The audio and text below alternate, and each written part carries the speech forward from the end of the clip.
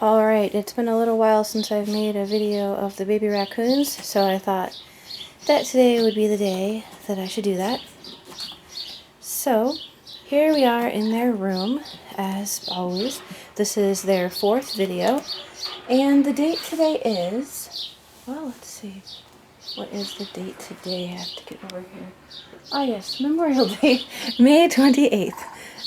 So they are estimated about 7 weeks old at the moment.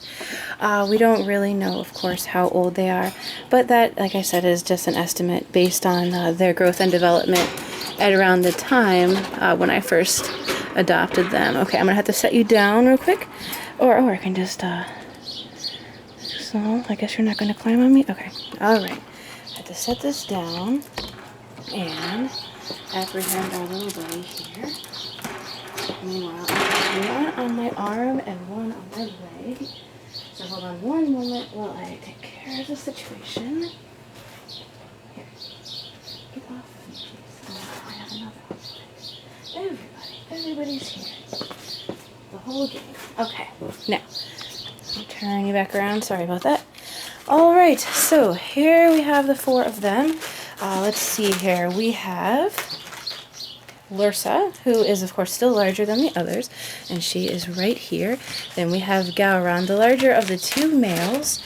And then, now you'll probably notice here that Pochedly and Martok are looking more alike these days.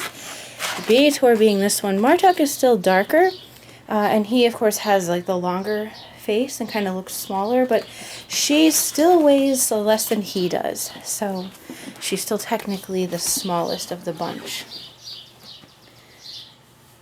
So here they are. Now, of course, as you can see, they've become a lot more active. Also, many things have changed in our setup, so I'll go ahead and I'll show you some of those things just so that we've got the whole process here covered and discussed. And of course, I know I've said this before in previous videos, I don't like to be redundant, but these baby raccoons are in rehabilitation. They basically were found as orphans, and they're in my care until they learn the skills they need to survive in the wild, and will then be released into the wild. So, let me go ahead and show you real quick here their new home. They are now living here in this cage, which is a wire cage. This is actually not a very good door for a rehab situation here, because these animals, unlike the guinea pigs who formerly made their home here, are pretty wild, and when you open the door they all come bursting out, and it's very chaotic. What would be preferable would be if this whole top part lifted off, and there are cages that do that. Oh, it looks like this needs to be fixed here, but there are cages that actually do that, and that would be preferable, I'll fix that later, to the situation that we have at the moment. This is essentially considered a hammock, and I'll give you guys an aerial view. It's obviously just a bed sheet that has been tied, and inside I did actually put a blanket for them to lay in if they would like to do so. And it's like a fleecy blanket. At this stage, you could actually put newspapers on the bottom, as I've been told. But actually, I don't get the newspapers, so I figured, well, I'll go ahead and just use a pillowcase. And then, of course, you have to wash it when they go to the bathroom. Now, if you were wondering, the baby raccoons, they technically can and sometimes do go to the bathroom on their own, meaning urinate. They've been pooping on their own for quite some time. But they oftentimes still like to have assistance, as they would get from their mother in the wild, in order to pee. So, but usually every day they do pee in their cage, and I have to clean the cage. But I don't know exactly which one is the one doing the peeing, so I still have to try to get them to pee before feeding. So, to make sure that nobody has a full belly. Of course, you can feel if their bellies are full. Right now, they have eaten, and that explains why they're so laid back. Of course, they look, pretty lively and such. But before eating, they kind of go nuts a little bit, and they act really crazy. So this is pretty mellow for them. And as you can see, they've started to use their mouths a lot. when exploring. I've seen them kind of bite each other, and I don't know if it doesn't exactly look like they're playing, but I mean, I think it's like the beginnings of play. Like one will just kind of like grab the other with its mouth, and the other guy just kind of stands there, and they don't really wrestle yet, but I think that that will come soon. Also, you may have seen here, they were kind of grappling with the edge of this cat climbing post with their mouths. So they're kind of using their mouths to manipulate the environment. You also might have seen one of the guys over here biting at this a little bit. So they've also been doing that with me, and so they're definitely more inclined to use their mouths to kind of manipulate their environment and stuff more than they had been doing in the past. So, oh yes, one more thing here I wanted to show, because I forgot to do so in my last video, is my new scale, which is here.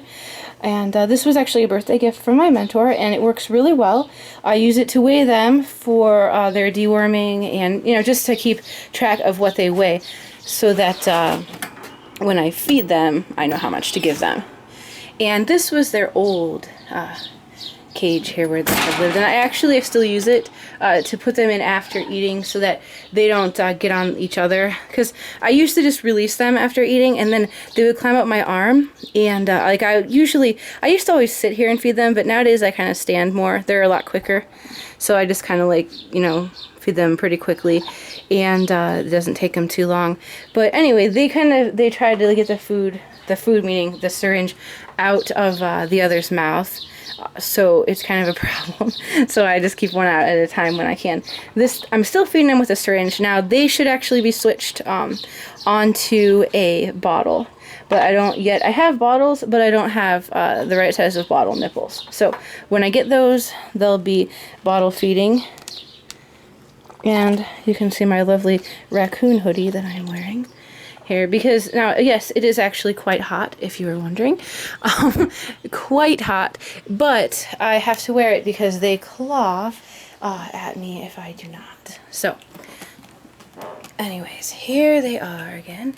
I'm going to just show, see there, we've got some definite, whatever the heck. And it'll be interesting to see how they start to play with each other when they get a little bit older. They're definitely exploring and doing a lot more stuff.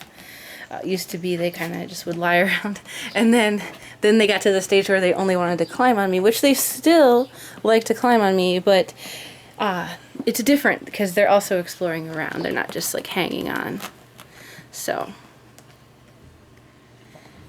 anyway, I guess that's enough for today, but I realized that I was overdue in my weekly raccoon video, so I didn't want you guys to be wondering what was up and why I hadn't filmed anything. Alright, get off, please. No, don't go under the hoodie. That's the trouble with garments like this. Okay, well, I think this is a good stopping point. No, I got them. Got them. One more second here. Okay. Alright, so now it's a good stopping point. Okay, guys, and we will see them again probably in about 1 week, or whenever we've got something else new to show you guys.